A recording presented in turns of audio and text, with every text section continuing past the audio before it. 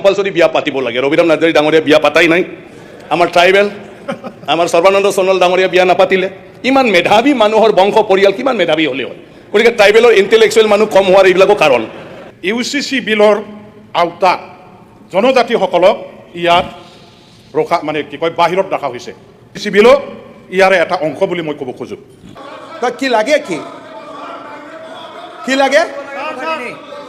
সংৰক্ষিত যিটো ব্যৱস্থা কৰিছিলে চৰকাৰে আমি জানো যে পিছ পৰি থকা ট্ৰাইবেল লোকসকলৰ কাৰণে 1920 চনৰ প্ৰায় 35 চনলৈকে ছাৰ সাদুল্লাৰ সময়ত ট্ৰাইবেল লিগে যি প্ৰেছাৰ দিছিলে তাৰপিছত ইনাৰ লাইন ছিষ্টেম হৈছিলে তাৰপিছত আকৌ আফটাৰ ইণ্ডিপেণ্ডেন্স গোপীনাথ বৰদলৈদেৱৰ সময়ত 1948ত ইনাৰ লাইন ছিষ্টেমৰ পৰিৱৰ্তে ট্ৰাইবেল বেল্ট এণ্ড ব্লক কৰা হ'ল সেইখিনি এতিয়া সেই মানুহখিনিক যিসকল মানে সেই শ্ৰেণীৰ অন্তৰ্ভুক্ত সেই মানুহখিনিৰ অন্তৰ্ভুক্ত হৈ থকা মানুহখিনিৰ কাৰণে থকা সেই মাটিবোৰ এতিয়া তাৰমানে বেদখল হৈছে কনচাৰ্ণটো তাত আৰু সেইটোৰ কাৰণে হয়তো কোনোবাই আগতে ডিচিশ্যন লোৱা নাই এতিয়া নতুন সিদ্ধান্ত লৈছে সেইটো হ'ব পাৰে কিন্তু এজ এ হোল সমগ্ৰ ট্ৰাইবেল মানুহৰ মই বিশেষকৈ বড়ো মানুহৰ কথা কৈছোঁ যে এই কনচাৰ্ণটো সদায়ে আছে যে ট্ৰাইবেল বেল্ট এণ্ড ব্লক যিখিনি শ্ৰেণীৰ মানুহৰ কাৰণে সৃষ্টি কৰি দিয়া হৈছে সেই মানুহখিনিয়ে তাত যদি অন্য মানুহৰ সংখ্যা বৃদ্ধি হয় তেনেহ'লে সেই মানুহখিনিৰ সংৰক্ষণৰ ব্যৱস্থাটো নোহোৱা হৈ যায় আৰু সেইটোৱে হৈ আছে আৰু সেই মূলতঃ মই মেডামে এইটো কথা ক'লে ভাল হ'ব মই ছেকেণ্ড এটা কথা কৈছোঁ যে যদিহে তেওঁলোকে ঠিকে আছে ট্ৰাইবেল বেল্ট যদি ব্লক যদি ঠিকে আছিলে তেওঁলোকে 60 কেলৈ ল'লে আমি তেখেতক বিটিচি অথৰিটি হিচাপে মাতা নাই মই তেখেতক বিটিচি অথৰিটি হিচাপে মাতা নাই খোলাখুলিকৈ আলোচনা কৰিব লাগে কিন্তু আক্ৰমণাত্মক হ'ব নালাগে যদি আক্ৰমণাত্মক হয় নহয় মেডাম মই আপোনাক কোৱা নাই মই তেখেতক আপুনি যিহেতু তেওঁলোকক ডিফেণ্ড কৰি গৈছে যে তেওঁলোকে সেই সেন্টিমেন্টক মই সেইটো কথা কোৱা নাই আমি ৰেসপেক্ট কৰিছো আমি ৰেসপেক্ট কৰিছো আমি নহয় I am not defending anybody মই প্ৰথমতে কৈছো যে মই কাৰো হৈ কথা নকওঁ পলিটিক্যালি মই নকওঁ আৰু তুমি as a Bodo as a tribal as a indigenous কম বুলি কৈছো আপুনি সেইখিনি নুশুনিলে নেকি মই সেই কথা কৈছো তেনেকুৱা হলে আলোচনা একো নহব মই উত্তৰটো শুনি লওঁ তেখেতৰ পৰা আমি শুনক এনেকে তেওঁলোকে যেনিবা কিবা এটা ক'লে মই কৈছো মই আক্ষৰিকভাৱে মই এতিয়াও দেখা নাই কি ডিচিশ্যন লৈছে কি সিদ্ধান্ত লৈছে কি ৰেজলিউশ্যন লিখা হৈছে মই এতিয়াও দেখা নাই এতিয়া পঢ়ি শুনোৱা মই এটা শুনিলো কিন্তু তাৰ বাদে মই একো দেখা নাই মই কৈছো মই অসমতেই নাছিলো তাৰ পিছত এতিয়া সেইটো কি সিদ্ধান্ত ল'লে তেওঁলোকে সেইটো সেই ধৰণেই উপস্থাপন নকৰি পেলাই ট্ৰাইবেল বেল্ট এণ্ড ব্লক যেতিয়া সৃষ্টি কৰিছিলে য'ত ট্ৰাইবেলসকল মেজৰিটি আছিল তাতহে ট্ৰাইবেল বেল্ট এণ্ড ব্লক সৃষ্টি কৰিছিলে অন্য ঠাইত সৃষ্টি কৰাই নাছিল তেনেহ'লে সেই ঠাইত আজি ট্ৰাইবেলসকল কিয় মেজৰিটি নহয় দ্যাট মিনছ দেৰ ইজ এ এনক্ৰচমেণ্ট তাৰমানে তাত বেদখল হৈছে বড়ো মানুহ বা ট্ৰাইবেল মানুহ তাত মৰি শেষ হৈ যোৱা নাই তাৰমানে তাত বেদখল হ'ল কেনেকৈ আজি 15% আহিল য'ত মানে মেজৰিটি চাই পেলাই এই ট্ৰাইবেল বেল্ট এণ্ড ব্লকবিলাক গঠন কৰা হৈছিল এতিয়া মাইনৰিটি হ'ল হয় হৈছোঁ কিয় বেদখল হৈছে এই কথাবিলাকতো আমি সকলোৱে চিন্তা কৰিব লাগে এইটো কোৱা মানে আমি নন ট্ৰাইবেলৰ বিৰুদ্ধে কোৱা কথা নহয় প্ৰটেকশ্যনৰ কাৰণে 1886ৰ পিছত আকৌ 1981ত সংশোধনী হ'ল সংশোধনীত স্পষ্টকৈ কথাবিলাক প্ৰতিটো ধাৰাত লিখা আছে এই কেৱল মানে 10 চেপ্টাৰটোতে কি কি হৈছে প্ৰতিটো ধাৰাত লিখা আছে যেতিয়া কংগ্ৰেছ থাকে বিজেপিয়ে কয় এইখিনি চাফা কৰি দিয়ক যেতিয়া বিজেপি আহে কংগ্ৰেছে ধৰে কংগ্ৰেছে থাকিলে বিজেপিয়ে ধৰে কিন্তু কোনেওতো নকৰি পেলাই এতিয়া আমাৰ মাজত এইখিনি কৰিছে আমাৰ মাজত পাৰ্চেণ্টেজ হিচাপ সমস্যাটো মই আলোচনা কৰাৰ বিষয়টো চাওক বিটিচিয়ে কোৱা কথাটো 1886 চনত আপুনি কৈ থকা আইনখন Assam land and revenue regulation act এখন 1886 চনৰ ইয়াৰে যিটো দফাৰ কথা পাতি আছো এইটো 10 নম্বৰ দফাটো আপুনি কথাটো আপোনাৰ পৰা মই শুনিবলৈ বিচাৰা নাই আপোনাক মই কৈছো 1886 চনত তাত দশম দফাত যিকেইটা কথা কৈছে তাত অধিকাৰ প্ৰদান কৰিছে কিন্তু তাৰ পাছত ট্ৰাইবেল বেল্টৰ কাৰণে নটিফিকেশ্যন হ'ল 6 শিডিউলৰ আপোনাক মই সুধিছো নে কৈছো আপোনাৰ পৰা মই সোধা নাই ন মই কৈছোৱে আপোনাক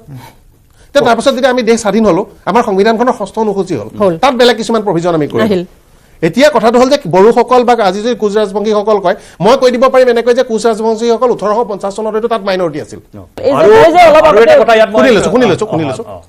মই সেইকাৰণে প্ৰথমতে এইটো স্পষ্ট কৰি দিব বিচাৰিছিলো আপোনালোকে স্পষ্ট নহ'ল যে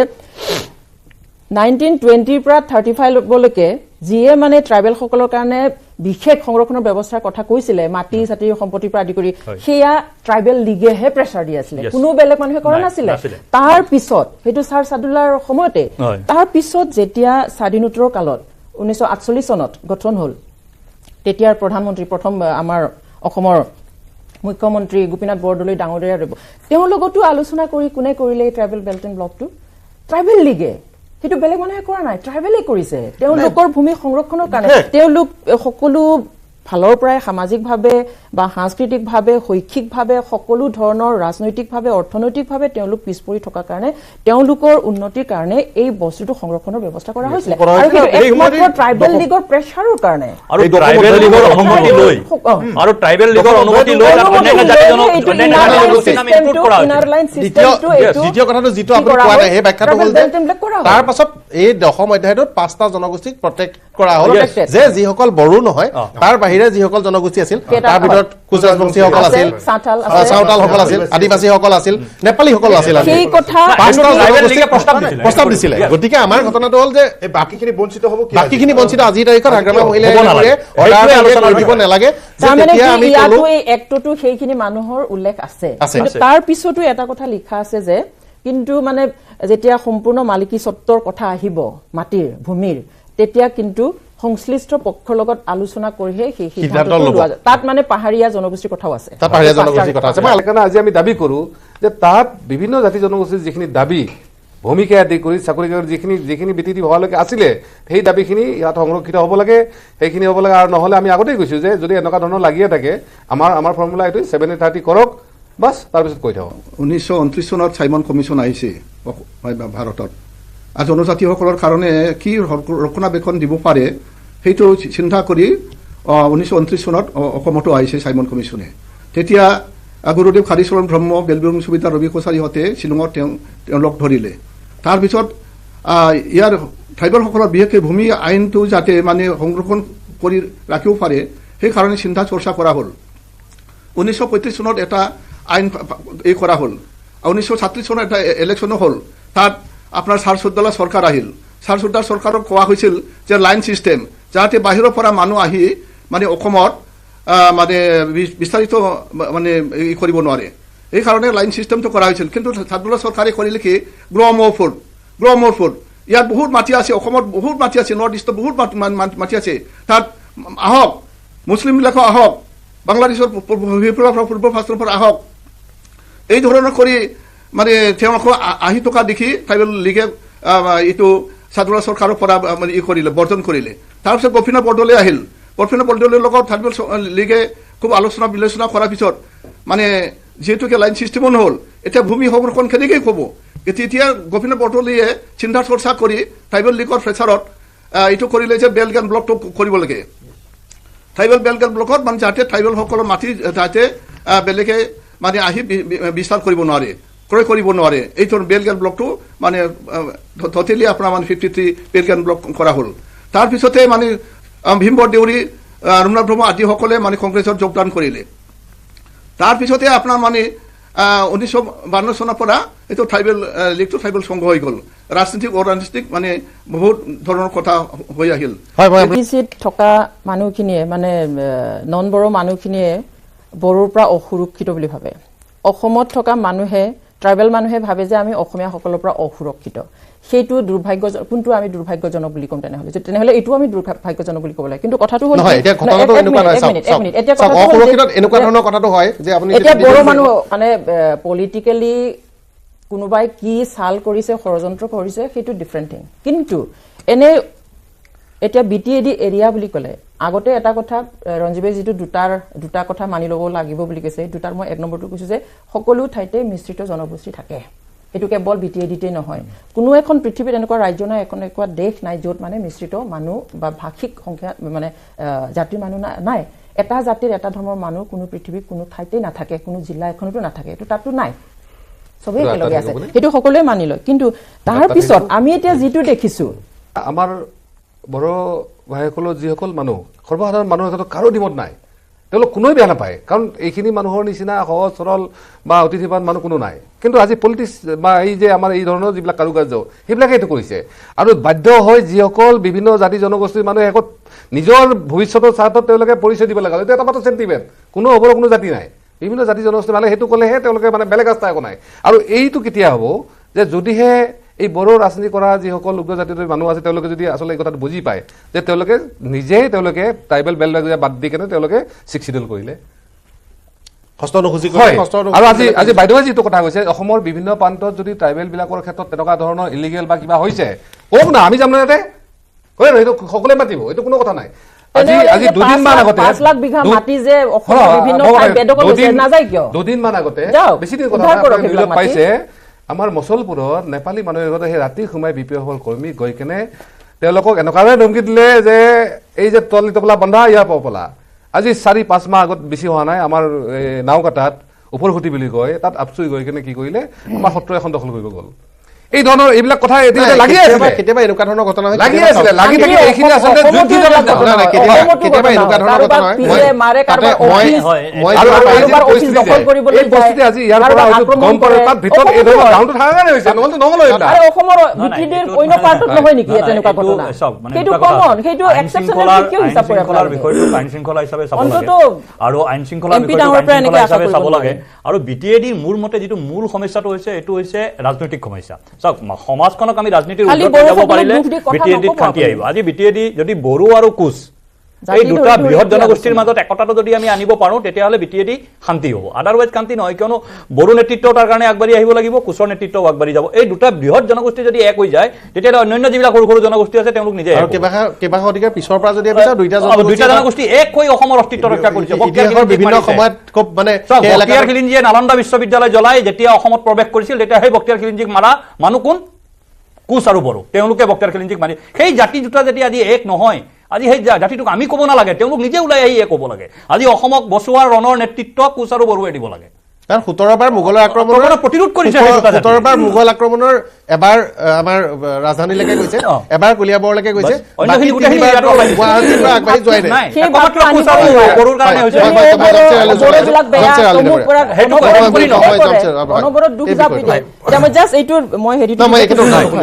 মই কোনো কথা বতৰা কোৱা নাই, কাৰণ মানে 1 ঘণ্টা ইতিমধ্যে পাৰ হৈ গৈছে। মই খুব বেছি 2 মিনিটমান কথা কৈছো।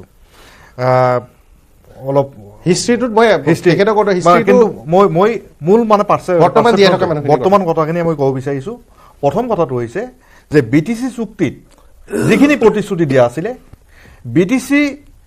চুক্তি কাৰ্যকৰী কৰাৰ কাৰণে যিটো 6ষ্ঠ অনুসূচী সংশোধনী আইনত যি প্ৰতিশ্ৰুতিখিনি দিয়া আছিলে, সেই প্ৰতিশ্ৰুতিৰ ভিত্তিত BTC স্বাক্ষৰৰ সময়ত সেই অঞ্চলটোত বসবাস কৰা আটাইখিনি জাতি জনগোষ্ঠীৰ ভূমিসহ সকলো ধৰণৰ অধিকাৰ তাত সুৰক্ষিত হ'ব লাগিব। ইয়াত কোনো আপোচ নহয়। এই কামটো BTCয়ে কৰিব লাগিব। BTCয়ে তাৰ বিৰুদ্ধে যদি মানে কিবা কাম কৰিবলৈ যায়, পদক্ষেপ গ্ৰহণ কৰিবলৈ যায়, তেতিয়াই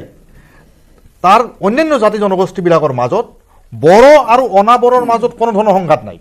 সামাজিক জীৱন তেওঁলোকে একেলগে যাপন কৰে। কিন্তু ৰাজনৈতিক জাত্যাভিমানী কিছুমান শক্তিয়ে তেওঁলোকৰ নিজৰ ৰাজনৈতিক স্বাৰ্থ পূৰণৰ কাৰণে এই মানুহখিনিক বিভাজন কৰি এটা সংঘাতৰ বাতাবৰণ কৰি সেই মানুহখিনিক যুগে যুগে বছৰৰ পিছত বছৰ এই অত্যাচাৰ উৎপীড়ন এইটো সামাজিক এটা মানে অস্থিৰতাৰ মানে সৃষ্টি কৰি আহিছে। দ্বিতীয় কথা যে BTC চুক্তিৰ যিটো 13 নং দফাত সুস্পষ্টভাৱে তাত উল্লেখ কৰা হৈছিলে যে 1987 চনৰ পৰাই, এইটো মানি লোৱা কথা, 1987 চনৰ পৰাই বিভিন্ন সময়ত হোৱা এথনিক ক্লেশৰ কাৰণে অগণন মানুহ নিজৰ ঘৰ মাটি ভেটিৰ পৰা উচ্ছেদিত হৈ গৈছে। সেই মানুহখিনিৰ কাৰণে BTCয়ে নিজাববীয়াকৈ মাটিৰ ব্যৱস্থা কৰিব, আৰু মাটিৰ ব্যৱস্থা কৰাৰ পিছত তেওঁলোকক ৰাজ্য চৰকাৰে যি টকা পইচা প্ৰয়োজন হয় দি তাত পুনঃস্থাপিত কৰিব। সেই কামটো আজি বিদ্যাপুৰৰ ক্ষেত্ৰতো কৰা নাই, আপোনাৰ অগণন আদিবাসী মানুহৰ ক্ষেত্ৰতো কৰা নাই, আপোনাৰ অগণন মানুহ এতিয়াও মানে মুছলমানৰ ক্ষেত্ৰতো কৰা নাই। এই কাৰবাৰটো হৈ আছে। দ্বিতীয় যিটো কথা যে সেই অঞ্চলৰ যিটো ডেমোগ্ৰাফিক পেটাৰ্ণটো আপোনাৰ যদি চাই যে 1971 চনে চাওক বা 1951 চনে চাবলৈ বিচৰা নাই, 71 চনতো যদি আপুনি চাই তাত যিমানখিনি গাঁও আজিৰ পেটাৰ্ণ যি আছে, আজিৰ পেটাৰ্ণত আপোনাৰ 26% মানে মানুহ বড়ো জনজাতীয় মানুহ তেওঁলোকৰ যিখিনি সাংবিধানিক অধিকাৰ সংবিধানে যিখিনি অধিকাৰ দিছে সেইখিনি সুৰক্ষিত হৈ থাকিব লাগিব কিন্তু ট্ৰাইবেল বেল্ট ব্লকে হওক ট্ৰাইবেল বেল্ট ব্লকটো আজি তাত কাৰ্যকৰী হৈ থকা নাই কাৰণ 6 শিডিউলটো কৰাৰ লগে লগে সেইটো আমি অগ্ৰাহ্য কৰিছোঁ আৰু সেই কিন্তু ট্ৰাইবেল উঠাই দিয়া নাই কিন্তু আৰু সেইকাৰণে নতুন আইন এটা কৰাৰ কথা কৈছে কথা আহিব পাৰে সেই কথাটো কৈছোঁ আৰু সেই আইনখন তেওঁলোকে ইতিমধ্যে গৃহীত কৰিছে 2006 চনতেই BTAD land and revenue regulation যিটো কাৰ্যকৰী মানে তেওঁলোকে পাছ কৰিছে BTC এছেম্বলিত BTC পৰিষদীয় সভাত আৰু সেই পাছ কৰা আইনখন WPT and BCত আপোনালোকে খবৰ ল'ব আজিও পৰি আছে তেওঁলোকে কেবিনেটত ৰাজ্যিক কেবিনেটত আজিলৈকে প্ৰেৰণ কৰিব পৰা নাই কাৰণ BTC চুক্তি আৰু 6ষ্ঠ অনুসূচী সংশোধনী আইন এই দুটাৰ যি প্ৰতিশ্ৰুতিৰ বিপৰীতে চৰকাৰে দিয়া ভাৰত চৰকাৰে কৰা কামখিনিত কাৰণ আছে যেনেকৈ অসম চুক্তিত আজিলৈকে কেবিনেটত লৈ যাব পৰা নাই আসাম এছেম্বলিত লৈ যাব পৰা নাই ৰাজ্যপালৰ অনুমোদন আদায় কৰিব পৰা নাই আৰু তাৰ কাৰণে সেই অঞ্চলৰ মানুহখিনি নিৰীহ মানুহখিনি এইটো বড়ো হওক মুছলমান হওক ৰাজবংশী হওক তেওঁলোকে দায়ী নহয় BTC যিসকলে শাসনত আছে তেওঁলোকে দায়ী কাৰণ বড়োসকলৰ এনেকুৱা নহয় যে বড়োসকল খুব সেই মানুহখিনি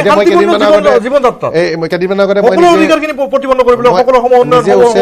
লগ পাইছো তাৰ পৰা উঠি আহি পেলাই ইয়াত থাকিবলগীয়া সাধাৰণ মানুহ নাই যিখিনি লিডাৰ আছে তেওঁলোকৰ বহুত হৈ গৈছে এটা তেওঁলোকৰ দৰকাৰ নাই আৰু বই লাগিব BTC চুক্তিৰ আগতে ট্ৰাইবেল বেল্ট এণ্ড ব্লকটো কৰা হ'ল ট্ৰাইবেলৰ সুৰক্ষা কৰাৰ কাৰণে ট্ৰাইবেল বেল্ট এণ্ড ব্লক কৰা হ'ল কিন্তু অসম চৰকাৰে এইটো সুৰক্ষা কৰা নহ'ল সন্দেহজনক BTC বাংলাদেশীসকলক অসমত মানে ভৰালে ইয়াৰ ভিতৰতো কিছুমান বেল্ট এণ্ড ব্লকটো উঠাই দি বাংলাদেশীসকলক বহুৱালে বহিৰাগতসকলক বেল্ট এণ্ড ব্লকৰ মাজত বহুৱাই দি অন্ততঃ জনগাঁথনিটো মানে বেছি কৰি ধৰিলে জনজাতিসকলতকৈ অজনজাতিবিলাকেই বেছি মানে সংখ্যাগৰিষ্ঠ হ'ল এইটো এতিয়া ক'ব লাগিছে কিছুমানে অবড়োসকলে ক'ব লাগিছে যে BTADত অবড়োসকলে বেছি জনগোষ্ঠীৰ মানুহ আছে কিন্তু আপুনি চাওক আপোনালোকে চাওক যে যদি বেল্ট এণ্ড ব্লকটো আগৰ পৰা যদি অসম চৰকাৰে সুৰক্ষা দিলহেঁতেন মানে বহিৰাগতসকলক যদি ইয়াত বসবাস কৰিব দিয়া নহ'লহেঁতেন তেতিয়াহ'লেতো আমি ইয়াৰ আদিবাসীসকলে খিলঞ্জীয়াসকলে সুৰক্ষিত হৈ থাকিলেহেঁতেন জনগাঁথনি ঠিকি থাকিলে কিন্তু বাংলাদেশীসকলত আহি ভৰে ভৰে হাজাৰ হাজাৰ লক্ষ লক্ষ লোক মানে ইয়াত আহি বেল্ট এণ্ড ব্লকটো অকুপাই কৰি লৈছে সত্ৰবিলাকৰ এতিয়া সত্ৰবিলাকৰ অসমীয়াসকলে ক'ব লৈছে সত্ৰবিলাকৰ পৰা মানে উচ্ছেদ কৰিব লাগে বেল্ট এণ্ড ব্লকৰ পৰা কিয় উচ্ছেদ কৰিব কাৰণে নকয় সিহঁতে অবড়োসকলে কিয় নকয় বেল্ট এণ্ড ব্লকৰ পৰা কিয় উচ্ছেদ কৰিব কিয় নকয় এইটো কি ধৰণৰ আৰু অবড়ো শব্দটো এটা অসাংবিধানিক ইয়াৰ কাৰণে গোটেই বড়ো জাতিসকলে দুখিত এনেকুৱা এটা সংগঠন কৰি লৈছে যে অবড়ো এটা সংগঠন যি সদায় মানে বড়োসকলৰ এগেইনষ্টত লাগি আছে কোকৰাঝাৰত বা BTADত মানে অসমীয়া ভাষা পঢ়া নাই বা অসমীয়া ভাষাটো মানে প্ৰচলন কৰিব দিয়া নাই এই ধৰণৰ অপপ্ৰচাৰ চলি আছে আহি চাওক আপোনালোকে ইয়াত বড়ো মিডিয়াম অসমীয়া মিডিয়াম চলি আছে ইয়াৰ চাইনবোৰ্ড দিয়াৰ কিবা দিয়াটো নিজা নিজা দোকানৰ মানে সেইটো প্ৰভুত্বৰ ওপৰত ইংৰাজীত দিছে অসমীয়াত দিছে বড়োত চাইনবোৰ্ড দিছে নিজৰ নিজৰ ব্যৱসায় বাণিজ্যত ইয়াৰ কাৰণে বড়োসকল দায়ী নেকি এতিয়া বড়ো মিডিয়ামত আপুনি চাওক এতিয়া পাঠ্যপুথিও দিয়া নাই বা বড়োসকলৰ কাৰণে শিক্ষাত মানে ষড়যন্ত্ৰ কৰি সিহঁতক মানে পিছ পেলাই মানে আগৰ পৰাই ষড়যন্ত্ৰ কৰি মানে এটা জনগোষ্ঠীক দাবী কৰাই ৰাখি আছে ইয়াৰ কাৰণে উমি জ্বলি আছে জ্বলি আছে যাৰ কাৰণে বিপ্লৱ আহিল বিপ্লৱ এনেকৈ অহা নাই মিজোৰাম এনেকৈ যোৱা নাই মেঘালয় এনেকৈ যোৱা নাই হা আজি অৰুণাচলত বহিৰাগতবিলাকে মাটি কিনিব নোৱাৰে ভূটানত কিনিব নোৱাৰে নাগালেণ্ডত মাটি কিনিব নোৱাৰে মিজোৰামত বেলেগে মাটি কিনিব নোৱাৰে আজি ষষ্ঠ অনুচ্ছেদ সেইটো ৰখা হৈছে BTAD অঞ্চলতো কিন্তু আমিতো কোৱা নাই হাগ্ৰামা মহিলাই এইটো স্পষ্ট কৰি দিছে আপোনালোকে কাগজ পাতি চাওক যে অবড়োই বঙালী মাটি কিনিব পাৰিব ৰাজবংশীৰ মাটি কিনিব পাৰিব কিন্তু মানে বাংলাদেশীসকল বা এইবিলাক বড়োসকলৰ মাটি কিনিব নোৱাৰে মই এই ক্ষেত্ৰত বৰগাড়ী ডাঙৰে যিটো কথা কৈছে যে তেওঁলোকে বাৰ বাৰ কৈছে বাংলাদেশী মানে গোটেই BTAD বাংলাদেশী ভৰ্তি হৈছে আজি ইমান ব্যৱস্থা চলি আছে এজনো বাংলাদেশী উলিয়াব পৰা নাই আৰু দ্বিভতাৰ যিটো প্ৰব্লেম আছে মেক্সিমাম দ্বিভতাৰ যিখিনি মানে হেৰি হৈছে তেওঁলোকৰ সকলোৰে মানে কি কয় ডকুমেণ্টছ আছে তেওঁলোকৰ বাপেক মানে কি কয় হেৰি হৈছে তেওঁলোকৰ বাপেকক মানে দ্বিভতাৰ কৰা হৈছে হয়তো পুতেক ইয়াতে মানে নাগৰিক হৈ আছে এনেকুৱা ধৰণৰ বহুত কণ্ডিশ্যন আছে আমাৰ বৰগাড়ী ডাঙৰীয়া এতিয়াও আগৰ এই বহুত হেৰি চিন্তাতে আছে মই আজি ক্লিয়াৰলি কৈছোঁ যে এই BTD সমস্যাখিনি সমাধানৰ ইস্যু কিন্তু মানে বড়োলেণ্ড ইস্যু নহয় আমি সেইটোতে লাগি আছো তাৰ বিকল্প BTD কৰিলে সকলোৱে চাপৰ্ট দিছিল যে BTD ভাল হ'ব শান্তি হ'ব কিবা হ'ব কিন্তু ভৱিষ্যতে এইটো নহল গতিকে আজিও সেইকাৰণে কৈছো যে এনেকুৱা ব্যৱস্থাত আমি আছো যে য'ত সকলো জাতি জনগোষ্ঠী তাৰ অধিকাৰ মৰ্যাদা বা তেওঁলোকৰ যিখিনি মৌলিক অধিকাৰ থাকে সেইখিনি থাকিব লাগে তাত যদি তাৰ বাহিৰে গৈ কিবা কৰে নিশ্চয় অপচ কৰা কথা আহে কিন্তু মানে আপুনি এনফোৰ্সমেন্টৰ কথাটো আমি যিটো কথা কৈছে সেই কথাটো হৈছে আপুনি যিটো কথা কৈছে সেইটো কথাটো হৈছে কিন্তু আপুনিও সেইটো কথা একেবাৰে নিগেট কৰি দিব নোৱাৰে নহয় বুলি আমিতো কোৱা নাই মোৰ পৰিচিত কোকৰাঝাৰৰ মোৰ যিকেইটা পৰিচিত এলেকা আছে তাৰ ভিতৰত মই কোকৰাঝাৰত মই সেইটো এলেকাত 1996 চনতে মই তাত এই 3 মাহ থাকি পেলাই মই তাত গোটেই সংঘৰ্ষ আৰু সংঘাতময় পৰিৱেশ মই ৰিপৰ্টিং কৰিছো ৰিপু সংৰক্ষিত বনাঞ্চলখন আচলতে আজিৰ পৰা প্ৰায় 25 বছৰ মানৰ আগলৈকে যিটো তাত পপুলেশ্যন পেটাৰ্ণ আছিল সেই পপুলেশ্যন পেটাৰ্ণটো যোৱা 3টা দশকত সলনি হৈছে আৰু ভিক্টিম হৈছে কিন্তু হেৰি মানে এই যে কোচ ৰাজবংশীসকল বা বড়োসকল তাত আমাৰ কামৰটো হৈছে বাগাজলি যিবিলাক ফৰেষ্ট আছিল আমি পঢ়ি থকা দিলে ফৰেষ্ট আছিল এই যে মেৰাপানী পাৰ্টি সেইবিলাক সলনি হৈছে তাত হয়তো বাংলাদেশী আহিবও পাৰে নাহিবও পাৰে একেলগে সংখ্যালঘুসকলৰ যি আমাৰ জনসংখ্যা বৃদ্ধিৰ হাৰটো সমানে আছে সেইবিলাক পিছত হোৱা গাঁও গতিকে কিছু গাঁও আহিছে নাই এই কথাটো এনেকুৱা এতিয়া শৰণীয়া বৰ ধুনীয়াকৈ কৈ দিলে যে চৰকাৰে এনক্ৰচমেণ্ট এভেকশ্যন কৰক আমি আছো কিন্তু কালি যদি চৰকাৰে এনক্ৰচমেণ্ট এভেকশ্যন কৰে শৰণীয়া আন্দোলন কৰিব নাই তেতিয়া বড়ো অবড়োৰ সুৰক্ষাৰ প্ৰশ্ন কো উঠিব এওঁলোকে উঠাব এই যে ঘৃণনীয় যিটো ৰাজনীতি এই কথাটো আপুনি ভুল কৈছে যদি চৰকাৰে আইন লগত কৈছে আমি বাংলাদেশত দেখি আছিল তেওঁলোকক ইমিডিয়েট মানে ধৰিব লাগে কিন্তু আমি চৰকাৰে বেয়া কথা কৈছে নিজে কৰে আছে আমি কোন না কাৰবাক এই ধৰণৰ এভেকশ্যন কৰা বুলি কোৱা নাই নিজৰ জায়গাত হলে কেলে আমাক কেলে হিলা কৰি লৈ যায় তাৰ মানে এটা আমাক নিজে বাংলাদেশী বুলি কৈছে এটলিষ্ট এনেকুৱা কথা মোৰ ক্ষেত্ৰত নহয় বুলি ক'ব নোৱাৰো আমাৰ কাৰণে আজি দেখত পইচন্ত যে বাংলাদেশী বুলিও ক'ব নোৱাৰো বাংলাদেশী নহয় বুলিও ক'ব নোৱাৰো সেই কথাটো এতিয়া অলপ জটিল হৈছে মই একেটা কথাখিনি কৈছো না একেটা কথা ক'লে তেওঁৰ ওপৰত কৈছো মই কৈছো এতিয়া কথাটো হ'ল কি অকল BTADত বড়োসকলৰ ভূমিয়ে অধিগ্ৰহণ কোনোবাই কৰিছে এনেকুৱা কথা নহয় তাত কোচ ৰাজবংশী চাওতাল সকলোৰে হৈছে এটা প্ৰশ্নটো হৈছে বাৰে বাৰে কথাটো কোৱা হৈছে যে বড়োসকলে আজি তাতে ভিক্টিম হৈছে আচলতে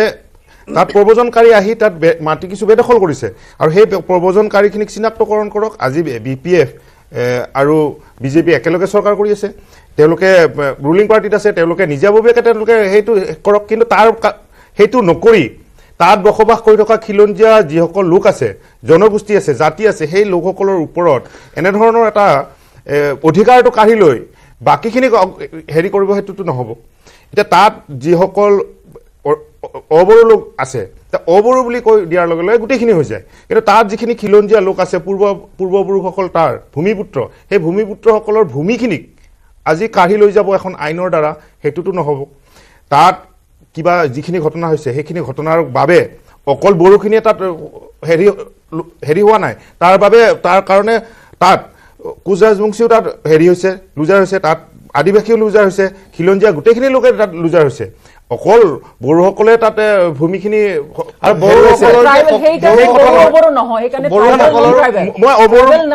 অবড়োৰ কথা মই কোৱা নাই ৰ'ব মই আপোনাৰ কথা কৈ থাকোঁতে মই মাত মাতা নাই মোৰ কথাখিনি মই সম্পূৰ্ণ আজি তাৰিখত এইটো নহয় যে বড়োসকলৰ সাংঘাতিক উন্নতি হৈ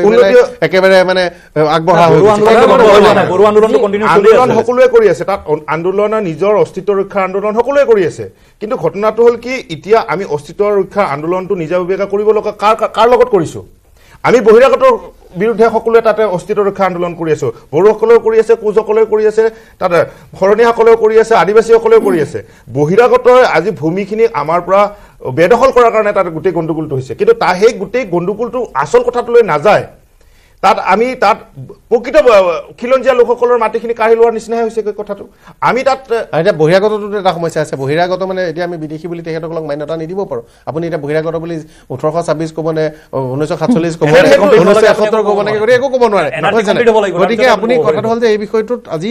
অস্পষ্ট হৈ আছে অস্পষ্ট হৈ থকা সময়ত এইটো কথাই ক'ব পাৰোঁ 2003 চনলৈকে যিবিলাক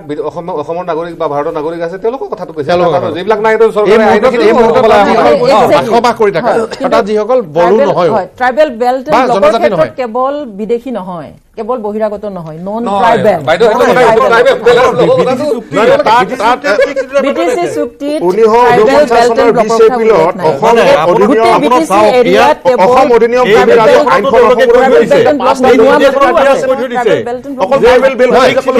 যিহেতু নাই যিহেতু কথাটো নাই তাত এতিয়া নন ট্ৰাইবেল বুলি ডিক্লেয়াৰ কৰি দিয়া কথা নাই যিহেতু একখনত তেওঁলোকক আছে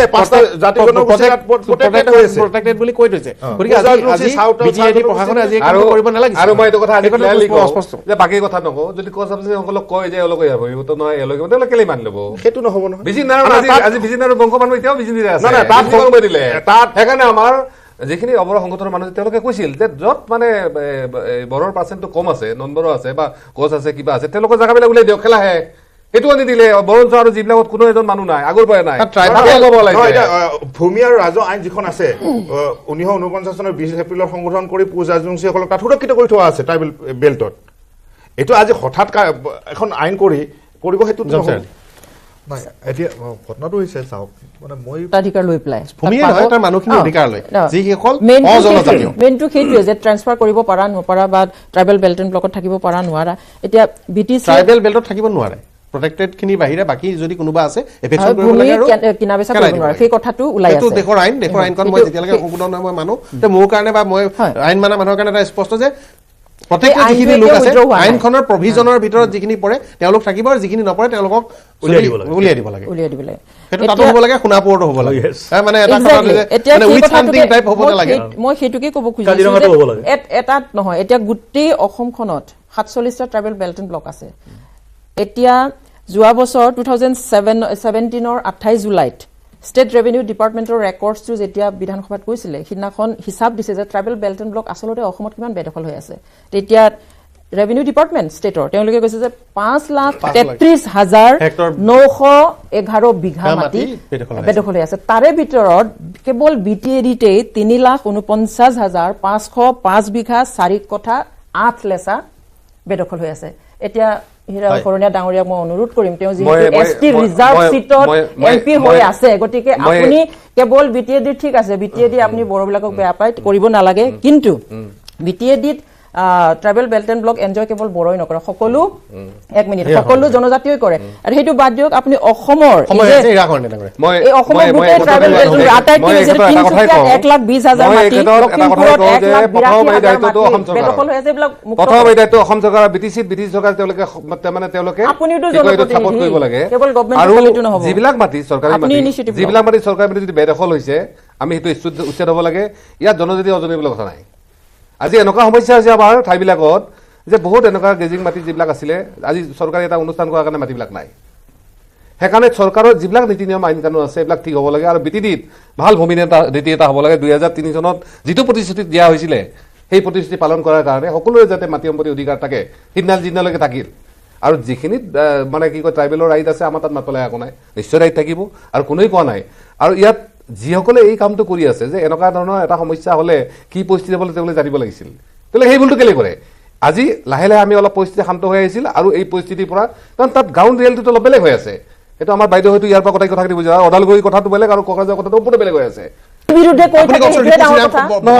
একেলগে বুলডোজাৰ চলাব লাগে এছটি খিনি একেলগে লৈ পেলাই এইটো কাম আৰম্ভ আপুনিয়ে কৰিব পাৰিলে তেন্তে আমি একেলগে বুলডোজাৰ চলাব লাগে কওক ৰিপু চিৰাং বনাঞ্চলত যিখিনি বনভূমি অধিকাৰৰ আইনৰ অধীনত নাই বনভূমি অধিকাৰ আইনৰ চলাব লাগে যিখিনি সুৰক্ষিত জনগোষ্ঠী যিখিনি জনজাতীয় মানুহ তাৰ বাহিৰে যদি মই কি কৈছিলো যিখিনি জনজাতীয় মানুহ বিষয়টো ব্যাখ্যা কৰিবলৈ মই জানো পলিটিকেল কথা নাই ৰিপু চিৰাং সেইকাৰণে মই বাৰেপতি কৈছো যে তাত থকা লোকসকলৰ ৰাইটছ নৱসহনীয়া কি ট্ৰাইবেল বুলি মই নাজানো নেকি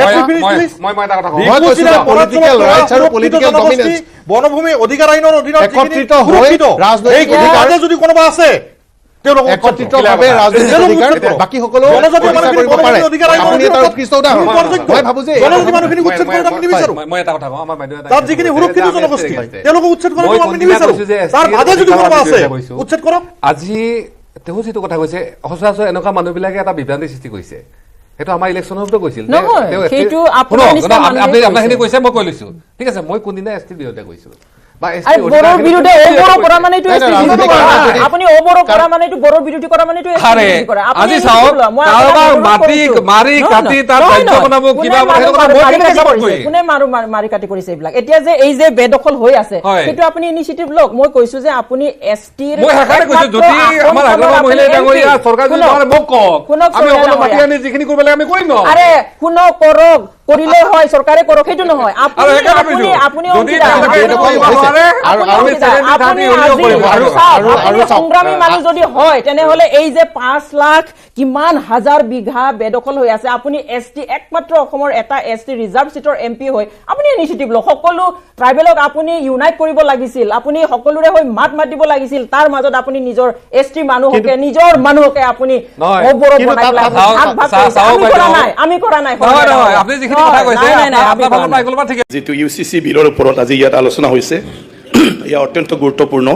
আৰু উপৰোক্ত বক্তাসকলে ইয়াৰ ওপৰত কিছুমান কথা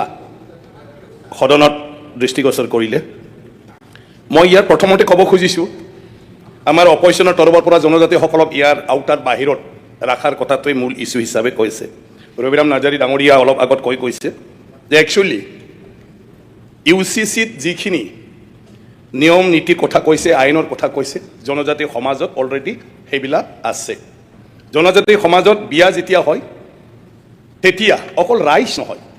গ্ৰহ নক্ষত্ৰৰ পৰা আৰম্ভ কৰি গছ গছনি নদ নদী পশু পক্ষী সকলো যি আছে তাক সাক্ষী দি ফালে বিয়া দিয়া হয় আৰু সেই বিয়াত দুইজন দৰা কইনাই প্ৰতিজ্ঞা ল'বলগীয়া হয় যে সকলৰ সাক্ষীত আমি কথা দিছোঁ আমি দুইজনে সংসাৰ ভালদৰে পাতি যাম, কেতিয়াও দুখতো নেৰোঁ, কেতিয়াবা ৰুগীয়া হ'লেও নেৰোঁ আৰু আমাৰ যি ল'ৰা ছোৱালী জন্ম হ'ব তেওঁলোকক আমি একেলগে পালন পোষণ কৰি যাওঁ। আৰু সেইটোৰ কাৰণে যেতিয়া ডিভৰ্চৰ কথা আহে দুইজন পতি পত্নীৰ ইচ্ছা হ'লেও বংশ পৰিয়াললৈ আলোচনা আৰু ইয়াৰ পিছত ৰাজহুৱাভাৱে সামাজিকভাৱে আলোচনা হ'ব লাগিব আৰু তাত যদি ৰাইজে মনোভূত হয় তেতিয়াহে দুইজন পতি পত্নীয়ে ইচ্ছাকৃতভাৱে হ'লেও বেলেগ থাকিব পাৰে। এই আইন ট্ৰাইবেল সমাজত আছে, হয় সম্পত্তিৰ ক্ষেত্ৰতো আছে, বহু বিবাহৰ ক্ষেত্ৰতো আছে। বহু বিবাহ পাতিব নোৱাৰে যদি কোনোবাই বহু বিবাহ পাতে সামাজিকভাৱে তাৰ ওপৰত যিখিনি শাস্তি দিবলগীয়া আছে সমাজে কেতিয়াবা বয়কট কৰি দিয়ে, কেতিয়াবা কিবা এটা তেওঁক ক্ষতিপূৰণ কৰিবলৈ দিয়ে, এইখিনি আছে। তো বহুতৰে ট্ৰাইবেল সমাজৰ ওপৰত বেছি কি কয় আইডিয়া নাই আৰু আমাৰ অপজিশ্যনো সেইটো হৈছে এজনৰ জনজাতি MLA যিহেতু নাই এই কেইদিনত সেইখিনি কথা চাগে কোনেও কোৱা নাই। গতিকে অলৰেডি UCC অহাৰ আগতে ট্ৰাইবেলসকলৰ এইখিনি আছে আৰু এইকাৰণে ট্ৰাইবেলসকলক আমি যিটো আগত ভাৱ আছিলে ট্ৰাইবেল মানে তেওঁলোকে একো নিয়ম নীতি নজনাকৈ চলা এটা জাতি, এইটো ভাৱ আমাৰ আগত আছিলে আৰু সেইটো ভাৱ ট্ৰাইবেলৰ প্ৰতি সেইটো থাকিব নালাগে। ট্ৰাইবেলসকলৰ পৰা বহুত শিকিবলগীয়া হয় আৰু UCC ট্ৰাইবেলসকলৰে এটা নমুনা। যদি ট্ৰাইবেল সমাজৰ পৰা এইটো কোনোবা নেদেখিলে চাগে এই UCCৰ কথাটো নাভাবিলে হয় যে কিমান ধুনীয়া ছিষ্টেম হৈ আছে। হয় এটা নতুন আইন আমাৰ কৰিব লাগে যাতে চবে কম্পালচৰি বিয়া পাতিব লাগে। ৰবিৰাম নাৰ্জাৰী ডাঙৰীয়া বিয়া পাতাই নাই, আমাৰ ট্ৰাইবেল আমাৰ সৰ্বানন্দ সোণোৱাল ডাঙৰীয়া বিয়া নাপাতিলে। ইমান মেধাৱী মানুহৰ বংশ পৰিয়াল কিমান মেধাৱী হ'লে হয়, গতিকে ট্ৰাইবেলৰ ইণ্টেলেকচুৱেল মানুহ কম হোৱাৰ এইবিলাকো কাৰণ। গতিকে ৰবিৰাম নাৰ্জাৰী ডাঙৰীয়াৰ সন্তানে কিমান ইণ্টেলেকচুৱেল হ'লে হয়, গতিকে ট্ৰাইবেলে আজি আগবাঢ়িব নোৱাৰাৰ কথাবিলাক তেনেকুৱা আছে আমাৰ কিছুমান। সেইটো লৈ ফালে আমাৰ সদনত ভুল বুজিব নালাগে। জনজাতিসকলে যদিও নিজৰ সামাজিক ৰীতি নীতি আছে তথাপিও তাত যদি সন্তুষ্ট নহয় কৰ্ডলৈ গুচি যায়, তাত কোনো বাধা নাই। যিকোনো ট্ৰাইবেল মানুহে ৰাইজৰ বিচাৰত যদি ছেটিছফাইড নহয় এই মানুহজন কৰ্ডৰক কাষ চাপে আৰু তেতিয়া কোনো ট্ৰাইবেল ল'ৰ কথা নাহে, যিটো মুছলিম ল'ৰ কথা আহিছিলে আগতে। এইটো ট্ৰাইবেল ল'ৰ কথা নাহে, ট্ৰাইবেলসকল এই বিচাৰটোও মানি লয়। গতিকে তেনেকুৱা ধৰণৰ বহুত কথা আছে। গতিকে সেই UCC এইকাৰণে এইটো ৰাখি থৈ গৈছে। গতিকে UCC অলৰেডি ট্ৰাইবেল সমাজৰ মাজত নিজৰ মাজত অলৰেডি তেনেকুৱা নিয়মবিলাক চলি আছে। এটাটো হ'ল সেই আইনখন বিশেষ কৰি আমাৰ মাতৃসকলৰ, আমাৰ বাইদেউ, আমাৰ ভগ্নী, আমাৰ ছোৱালী তেওঁলোকৰ সুৰক্ষাৰ কাৰণে। আমাৰ চবৰে নিজৰ নিজৰ সন্তান আছে। আমাৰ মাসকলে কিমান কষ্ট পাইছিল বিয়া হোৱাৰ দিনৰে পৰা, কথা নাই বাৰ্তা নাই, নিজৰ পচন্দ অপচন্দ বেলেগ এটা পৰিয়ালত বিয়া হৈ যায়। ঘৰৰ বংশ পৰিয়ালৰ প্ৰেছাৰ, ভাল পৰিয়াল মানি লবি যা, বিয়া হৈ যোৱাৰ দিনৰ পৰা চবে জকায় কইনাৰ তামোল খাব পেলাই কইনাৰ অন্তৰত কি হৈ আছে, ঘৰখনৰ মানুহখিনি এৰি আহাত, মা দেউতাক এৰি আহাত, নতুন পৰিয়ালৰ লগত মিলিবলৈ যোৱাত, এই কথা আমি কোনেও নাভাবোঁ। কইনাৰ তামোল খাম, কইনাৰ চাহ খাওঁ, কইনা বনোৱা ভাত খাওঁ, কইনাজনী দেখোন একদম এক্সপ্ৰেছ গাড়ী, কইনা দেখোন তেনেকুৱা। কিন্তু সেইদিনা আমি কেতিয়াবা কোনোবা ভাবেনে এই কইনাজনীৰ অন্তৰত কি চলি আছে? আমি কেতিয়াও নাভাবোঁ। ইয়াৰ পিছতো সদায় বিভিন্ন ধৰণৰ বৰ্চনা। মাকে দেউতাকে যেতিয়া কইনাৰ ঘৰত যাব, যাৰ ছোৱালী আছে হয়তো গম পাব, কোনোবা গম পাইছে, কাৰ ঘৰত সোমাব? ছোৱালীৰ ঘৰত। যেতিয়া সোমাই তেতিয়া বাহিৰত কোনোবাই ক'ব লগাই দিলে চাগে, আমি কি লগাই দিলে। এইটোৱে চলি থাকে। আৰু ইয়াৰ পিছত যদি বিবাহ বিচ্ছেদ হয়, ইয়াৰ পিছত যদি তেওঁ ভাই ককাই যদি ভাল নহয়, যে তুমিতো বিয়া হৈ যোৱা, আমাৰ ঘৰত থাকিব নোৱাৰে, আমি তোমাক একো দিব নোৱাৰে, তেতিয়া তাৰ অৱস্থা কি হ'ব? যিজন আমাৰ মৰমৰ ছোৱালী আমাতকৈ বেছিকৈ শুৱে, আমাৰ পিছত উঠে, বিয়া হোৱাৰ দিনৰ পৰা তেওঁ গিৰিয়েকৰ ঘৰত চবতকৈ আগত উঠিব লাগে। একো নাজানিলেও কাঁহী বাতি ধুব লাগে, চাহ বনাব লাগে, আনক আগত দিব লাগে, নিজে খোৱাৰ আগত। এই মানুহখিনিৰ যন্ত্ৰণাৰ কথা আমি কেতিয়াও নাভাবোঁ। তাৰ কাৰণে মুখ্যমন্ত্ৰী ডাঙৰীয়াক মই ধন্যবাদ দিওঁ যে তেখেতে আজি নিযুত মইনা আঁচনিৰ জৰিয়তে প্ৰত্যেকজন ছোৱালীয়ে যাতে মাকৰ নিচিনা হ'ব নালাগে, লিখা পঢ়া কৰি, চাকৰি কৰি, বেপাৰ বাণিজ্য কৰি এটা মৰ্যাদা শহুৰৰ ঘৰত পায়। যাতে তাকো কয়, বোৱাৰী তোমাৰ অফিচৰ টাইম হৈছে, তুমি যোৱা, বাকী কাম মই কৰিম, যোৱা। যাতে তেনেকুৱা ধৰণৰ সন্মান আমাৰ ছোৱালীবিলাকে পায়। গতিকে সেইবোৰৰ কাৰণে UCC এইটো অত্যন্ত প্ৰয়োজন। যাৰ ঘটিছে তেওঁলোকে বুজি পায়, যাৰ ঘটা নাই তেওঁলোকে বুজি নাপায়। আৰু এই মই যিখিনি কথা কৈছোঁ, সেই দৃষ্টিৰে যদি আমি চাওঁ, তাতকৈও বেছি কঠোৰ আইন আমাক লাগে। এতিয়া লিভ ইন ৰিলেশ্যনৰ কথা কৈছে, ট্ৰাইবেল সমাজৰ কথা। ট্ৰাইবেলে কেতিয়াও লিভ ইন ৰিলেশ্যন নামানে। আজি যদি ক'ৰবাত কোনোবা ছোৱালী ল'ৰা ক'ৰবাত থাকে যে এওঁলোকে গাঁৱত বিচাৰ হৈছে, শাস্তি পাইছে। গতিকে এইটো কিমান ভয়ানক লিভ ইন ৰিলেশ্যনটো। এজনী ছোৱালী এবাৰ মোৰ ওচৰত আহিছে, তাই লিভ ইন ৰিলেশ্যন, ইয়াৰ পিছত ব্ৰেকআপ হৈ গ'ল। এতিয়া তাই ক্ষতিপূৰণ লাগিছিলে, কিন্তু আমাৰ নিয়মেই নাই, কোনো প্ৰমাণেই নাই, আৰু সমাজৰ আগত কৈ ল'বও নোৱাৰে। কেনেকুৱা হ'ব? এতিয়া বাধ্যকতা হ'ল, তুমি মন্দিৰত বিয়া নাপাতিলেও, তুমি যদি সামাজিক নিয়মত বিয়া নাপাতিলেও এটলিষ্ট ৰেজিষ্ট্ৰেশ্যন এটা থাকিব, সেইটোৰ দ্বাৰা আইনৰ সহায় পাব যেতিয়া তেওঁৰ বিয়া দিনটো আহিব।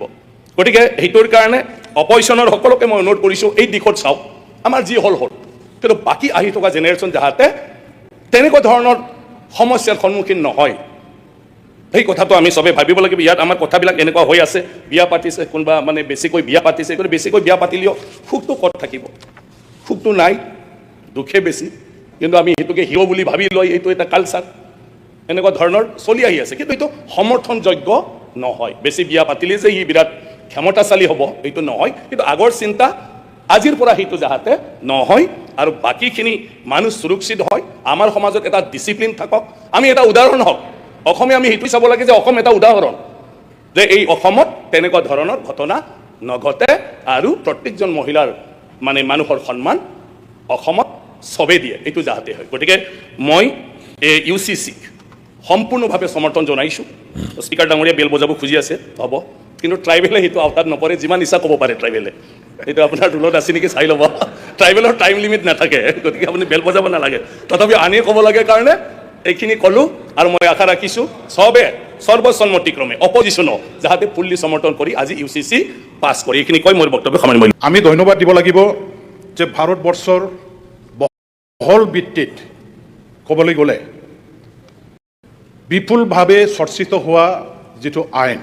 যিটো UCC বিল, সেই UCC বিলখন আজি অসম চৰকাৰৰ আমাৰ বৰ্তমানৰ মাননীয় মুখ্যমন্ত্ৰী ডক্টৰ হিমন্ত বিশ্ব শৰ্মা ডাঙৰীয়া দেৱৰ বলিষ্ঠ নেতৃত্ব আৰু পদক্ষেপৰ কাৰণে অসম বিধানসভাত উত্থাপিত হ'ল, আৰু সৰ্বসন্মতিক্ৰমে আমাৰ এই UCC বিলখন ইয়াত গৃহীত কৰিবৰ কাৰণে এটা পদক্ষেপ আজি হাউচত লোৱা হ'ল। এইটো আমাৰ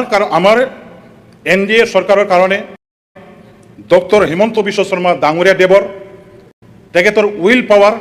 তেখেতৰ ৰাইজৰ প্ৰতি কমিটমেণ্ট, তেখেতৰ অসমবাসী জনগণক দিয়া প্ৰতিশ্ৰুতিৰ প্ৰতি যিটো দায়বদ্ধতা, সেইটো পালন কৰাৰ যিটো এটা তেখেতৰ সংকল্প, সেই সংকল্প দৃঢ়তাৰে পালন কৰাৰ কাৰণে আজি সেইটো সম্ভৱ হৈছে বুলি মই ক'ব খোজোঁ। আৰু এইটো আমাৰ এটা UCC বিলৰ আওতা জনজাতিসকলক ইয়াত ৰখা, মানে কি কয়, বাহিৰত ৰখা হৈছে। এই বিলৰ আইনত, এই আইনৰ বাহিৰত জনজাতিসকলক যে ৰেহাই দিয়া হ'ল, জনজাতিসকলৰ নিজস্ব যিটো আইন কানুন, কাষ্টমাৰী ল' আছে, আমাৰ ট্ৰেডিশ্যন আছে, সেইবিলাক প্ৰটেকশ্যনৰ কাৰণে জনজাতিসকলে নিজাববীয়াকৈ, যিহেতু পূৰ্বপুৰুষৰ পৰাই হেজাৰ যুগৰ পৰাই আমি নিজাববীয়াকৈ আইন বনাই চলাই আহিছোঁ, সেই আইনৰ প্ৰতি শ্ৰদ্ধা জনাই, সন্মান জনাই আমাৰ অসমৰ মাননীয় মুখ্যমন্ত্ৰী ডাঙৰীয়া দেৱে যিটো বিলখন প্ৰস্তুত কৰি পেলাই আজি হাউচত গৃহীত কৰিবৰ কাৰণে ব্যৱস্থা কৰা হৈছে। মই জনজাতি সম্প্ৰদায়ৰ হৈ, বড়ো সম্প্ৰদায়ৰ এজন বিধায়ক হৈ আমাৰ মুখ্যমন্ত্ৰী ডাঙৰীয়া দেৱক আমাৰ চৰকাৰখনক মই প্ৰথমতে ধন্যবাদ জ্ঞাপন কৰিছোঁ। আমি শুনিবলৈ পাওঁ ভাৰতৰ প্ৰধানমন্ত্ৰী মাননীয় নৰেন্দ্ৰ মোদী ডাঙৰীয়া দেৱে সদায় কৈ থাকে এক ভাৰত শ্ৰেষ্ঠ ভাৰত, আৰু ইয়াৰ কাৰণে গোটেই ভাৰতবৰ্ষখনত শক্তিশালী সমৃদ্ধিশালী আৰু আমাৰ ভাৰতীয় নাগৰিকসকলৰ ৰাজ্যবিলাকৰ মাজত একতা ইণ্টিগ্ৰিটি আনিবৰ কাৰণে কিছুমান পদক্ষেপ লৈ থকা হৈছে। UCC বিলো ইয়াৰে এটা অংশ বুলি মই ক'ব খোজোঁ। আজি ভাৰতবৰ্ষত আমি যিটো দেখিবলৈ পাইছিলোঁ বিভিন্ন ৰাজ্যত বিভিন্ন ধৰণৰ আমাৰ ৰেভিনিউ কালেকশ্যনৰ টেক্স কালেকশ্যনৰ কাৰণে আইন কানুন আছিলে। সেইটো এক ৰাজ্য এক টেক্স কালেকশ্যন কৰাৰ যিটো এটা আইন ভাৰত চৰকাৰৰ নৰেন্দ্ৰ মোদী ডাঙৰীয়া দেৱৰ নেতৃত্বত আজি GST গোটেই ভাৰতবৰ্ষখনত লাগু হৈ গ'ল। এটা আইনৰ দ্বাৰা দি আমাৰ ভাৰতৰ অৰ্থনীতি নিয়ন্ত্ৰণ কৰিবৰ কাৰণে এই ব্যৱস্থা আজি কৰা হ'ল। ঠিক তেনেদৰে আজি আমাৰ অসম চৰকাৰৰ মাননীয় ডক্টৰ হিমন্ত বিশ্ব শৰ্মা ডাঙৰীয়া দেৱৰ নেতৃত্বত আমাৰ এই অসম বিধানসভাত কিছুমান আমাৰ ঐতিহাসিক আইন প্ৰণয়ন কৰা হ'ল। আমাৰ চকুৰ আগত আজি বাল্য বিবাহ, যি বাল্য বিবাহ আইনখন কোনো চৰকাৰে কেতিয়াও আনিবৰ কাৰণে পদক্ষেপ লোৱা নাছিল, যাৰ কাৰণে আমাৰ মা ভনীসকলে বিভিন্ন ধৰণৰ বিপদৰ সন্মুখীন হ'ব লগা হৈছিল। আজি এই বাল্য বিবাহ আমাৰ এই অসম চৰকাৰৰ ডক্টৰ হিমন্ত বিশ্ব শৰ্মাৰ পদক্ষেপৰ কাৰণে বিধানসভাত এটা আইনত আমি পৰিণত কৰিবলৈ সক্ষম হ'লোঁ। আজি দ্বিতীয় এটা ষ্টেপ, সেইটো দ্বিতীয় এটা পদক্ষেপ যে UCC আইনখন ইয়াত আমি পাছ কৰাৰ দ্বাৰা দি গোটেই আমাৰ অসমবাসী আমাৰ মা ভনীসকলৰ কাৰণে জাতি জনগোষ্ঠীৰ মাজত আমাৰ যিটো এটা বিভিন্ন ধৰণৰ আইন কানুন আছিলে সেই আইন কানুনবিলাক আজি আমি ইয়াৰ ওপৰত UCCয়ে নিয়ন্ত্ৰণ কৰিবৰ কাৰণে UCCৰ দ্বাৰাই গোটেইখিনিক আমি পৰিচালনা কৰিবৰ কাৰণে যিটো বিল উত্থাপন কৰা হ'ল সেইটো ভাল এটা পদক্ষেপ। আমি হাইলি এপ্ৰিচিয়েট কৰিছোঁ, আমি ৱেলকাম জনাইছোঁ, আমি ছাপৰ্ট জনাইছোঁ। কিন্তু ইয়াত মই এটা কথা উল্লেখ কৰিব খুজিছোঁ, UCC আইন ইয়াৰ দ্বাৰা দি এক্সাম্পল হিচাপে সেইটো স্পষ্ট ইয়াত হোৱাটো আমি দেখিবলৈ পোৱা নাই যে কোনোবা আমাৰ ট্ৰাইবেল ছোৱালীয়ে যদি নন ট্ৰাইবেল এজনক বিয়া পাতাৰ পাছত সেই ট্ৰাইবেল ছোৱালীক যদি ডাইভৰ্চ কৰা হয়, এই ট্ৰাইবেল ছোৱালীৰ ষ্টেটাছটো কি হ'ব? এই ট্ৰাইবেল ছোৱালীজনীৰ অধিকাৰ তেওঁ নিজৰ পুৰুষৰ পৰা হাজবেণ্ডৰ পৰা তেখেতে কেনেকুৱা ধৰণৰ আইনগতভাৱে যিখিনি বেনিফিট পাব লাগে ইয়াৰ ব্যৱস্থা ইয়াত আছেনে নাই, সুৰক্ষা ইয়াৰ আছেনে নাই, যদি ইয়াত স্পষ্টভাৱে হোৱা নাই ইয়াৰ ক্লিয়াৰিটি যে ট্ৰাইবেল মহিলা এজনী নন ট্ৰাইবেলৰ লগত বিয়া পাতাৰ পাছত ডাইভৰ্চ হোৱাৰ পাছত তাৰ প্ৰটেকশ্যন তাৰ ৰাইটছটো স্পষ্টভাৱে ইয়াত ক্লিয়াৰলি ডিফাইন কৰাৰ দৰকাৰ আছে।